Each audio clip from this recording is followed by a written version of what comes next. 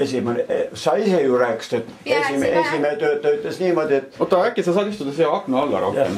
No, ta ütles niimoodi, et esimene töötaja ütles niimoodi, et annavad pikendust selle laenu tasumiseks, aga teine ütles, et kuu aja jooksul olgu makstud. Jah, niimoodi oligi täpselt. No, aga ega siis niimoodi ei saa ju, kui esimene ütles, et niimoodi, et maksavad, annavad pikendust, aga teine ütles siis niimoodi, et enam pikendust ei anta, et olgu kuu aja jooksul makstud. Aga tegelikult oli nii, et arrest oli peal ju, see ei saanud ju müüa. Ja mina kirjutasin kohtutäiturile, kirjutasin avalduse, et see raha makstakse ära, et lubage see raha ära maksta. Ja. Aga nüüd otseselt kaebajad on see Tõnu Saan, minu vanema ööpoeg ja Marta Kurg.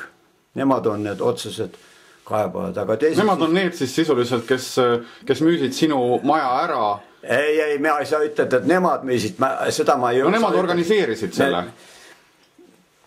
No nähtavasti. No nemad tegid politseisse avalduse... Nemad, ühesõnaga nende tegevus viis selleni... Ja nendel on ju advokaat ka seal, mis on Lepik. Nende advokaadi abil nemad tegid selle kuritöö. Et sisuliselt müüsid sinu maja ära niimoodi, selle sama maja, kus me praegu asume siin. Ja tegelikult sellega nad on teinud kuritöö.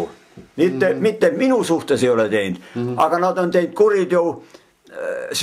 Ma kinkisin ju ära, see on ju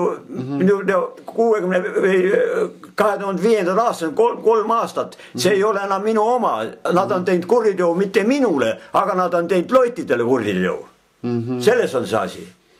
Ja sellega ma võin edasi kaevada, ma võin kirjutada, see on otsene kuritegu. Aga kuidas... Ja siis mind lehte pandi, võtsid pildi ja televiisoris, et ma olen teovõimetu. Kuda nad seda, kui mul ei ole, keegi ei ole, arstid ei ole mul keeranud 3 ekspertiisi, ma olen teovõimeline ja nad räägivad, et ma olen teovõimetu. Loll. Aga räägi sellest ajakirjanikust, kes siin käis, Madis Jürgen, mida ta siin korraldas? Ajakirjanik käis siin, ajakirjanik, võtsid pildi ja tema suurt midagi te ei rääkinud, aga lehest ta kirjutab täpselt seda, mis ma ütlesin, et mind on tunnistatud, et tegelikult mitte ei ole tunnistatud, aga et ma olen teovõimetu, aga seda ma ei ole ju. Tegelikult nad ei ole nii kurjalt midagi pole rääkinud, aga tegelikult on vastu sellele arstide resolutsioonile. No miks nad seda teevad? Mis sa arvad? No nad lootsid, et ekspertiis tunnistab mind teovõimetuks, aga tegelikult ekspertiisid on algusest peale tunnistama mind teovõimeliseks. Ma olin ju haiglas sees, seal ju öeldi see, et arst ütles kohe, et teovõimeline. Ja. No, niimoodi on see asi on... Ja sa võiksid siis, kuidas sa võiksid selle süsteemi rääkida, kuidas see alguses sai, et siis Marta ja Tõnu kaebasid on ju politseisse, siis politsei pani aresti peale, prokurör vastas aresti alt, müüs maja maha koos Hansapanga ja siis ühesõnaga kohtutäituriga, siis pani aresti 2 aja pärast tagasi. Ja meil on praegu seda kohtus ju vaidlustamisel see tehing ju.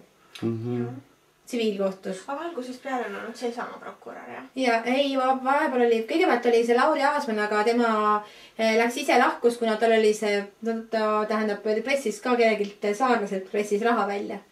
Kes? Prokurör? Jaa, kuna maja ehitusega ta jäi talle võlgu ja siis hakkas raha välja pressima. See oli Kaapo huviorbiidis. Jah, selles on jah. Et kui meie käisime Eeliga Kaaposse kaebamas, siis ühesõnaga need ütlesid, kui tundsid ka Aasmani vastu huvi. Nemad on, mina ei saa, ei tunnista niisugust asja üldse õigeks, kui inimesed just nagu ütlema, minuga on tehtud vanemad ööd ja ööpoeg, see on ju võimatu niisugune asi, et ma olen nüüd kõige noorem, eks ole, ja nüüd nemad läksid ammugi juba, siit läksid ära ja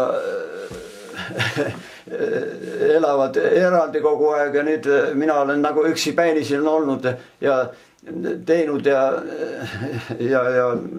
ehitanud ja kütet muretsenud ja kõike teinud ja nüüd tuleb välja, et ma ei ole, nagu ei ole mina õieti teinud. Aga ma ütlesin ju seal haiglas juba seda, et seda ei saagi, keegi teine ei saa seda, notar ei kinnita üleüldsegi, ei ole võimalus seda kinnitada teisele. Et noh, õde on, vanemad on surnud, ööpoeg on invaliid ja teine on 85 aastane. No mis pärijad nemad on, nad ei ole ja mis lastel on eraldi, noh, ta on koikses seal, eks ole, noorem õde. Aga ta sai 80 aastaks, kõige noorem õde, 3 õde on. Ta 80 aastane, no mis ta peal hakkab seal koikses. Noh, aga kes sinna läheb? Siis tulgu ta siia selle teise öö juurde, kes oli seal selle Kärberi tänaval on, Lasnamäel elab.